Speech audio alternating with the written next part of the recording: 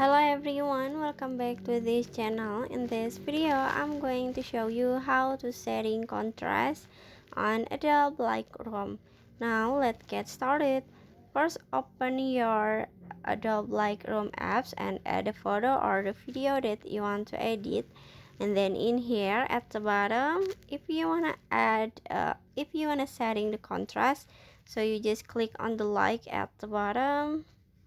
And then in here you just click on the contrast, and then in here you can swipe left or right this icon for the setting the contrast like this. And after this, in here you just go back and finish.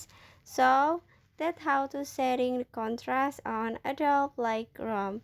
I hope you found this video to be helpful. If you enjoy with the content, please consider like, comment, and subscribe down below. Bye bye.